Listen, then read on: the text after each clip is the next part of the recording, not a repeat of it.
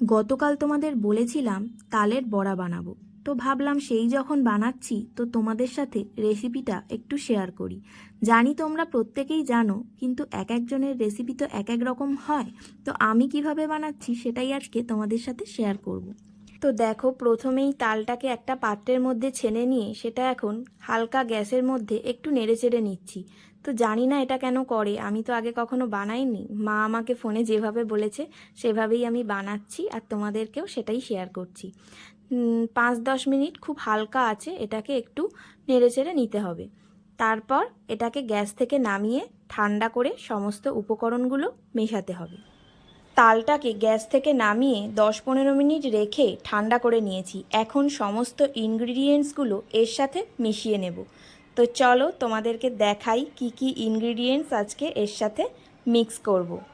দেখো, প্রথমেই পরিমাণ মতো চিনি মিশিয়ে নিলাম। যে যেমন মিষ্টি খাবে তেমন মিষ্টি মেশাবে। তো আমাদের বাড়িতে সবাই খুব কম মিষ্টি খায়, সেই জন্য খুব সামান্য পরিমাণেই চিনি মিশিয়ে নিলাম। তারপর দেখো, এখানে রয়েছে কুড়ানো নারকেল। একটা গোটা নারকেল এখানে কোরানো ছিল, তো সমস্ত নারকেলটাই আমি এর মধ্যে অ্যাড করে দিলাম। এরপর দেখো, এখানে নিয়ে নিয়েছি ময়দা। তো পরিমাণ মতো একটু ময়দা এর সাথে অ্যাড করে দেব। তোমরা কিন্তু কে কীভাবে তালের বড়া বানাও অবশ্যই আমাকে কমেন্টে জানিও। তো আমি তো এভাবেই বানাই। আসলে আমি তো আজ পর্যন্ত আগেই বলেছি তোমাদের কখনো বানাইনি, তাই জন্য মায়ের কাছ থেকে ফোন করে করে সমস্তটা জেনে নিয়েছিলাম। তো মা তো এভাবেই বানায়, তাই তোমাদের সাথে এভাবেই শেয়ার করছি। তো দেখো, একটা হাতার সাহায্যে খুব ভালো করে সমস্ত উপকরণগুলো মিশিয়ে নিলাম।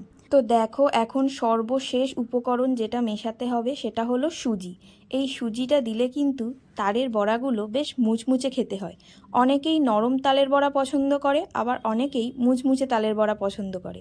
আমরা একটু মুচমুচে তালের বড়া পছন্দ করি, সেই জন্য দেখো পরিমাণ মতো সুজি দিয়ে দিলাম। এবার সুজিটা দিয়ে খুব ভালো করে সমস্ত উপকরণগুলোকে আবারও মিশিয়ে নিলাম।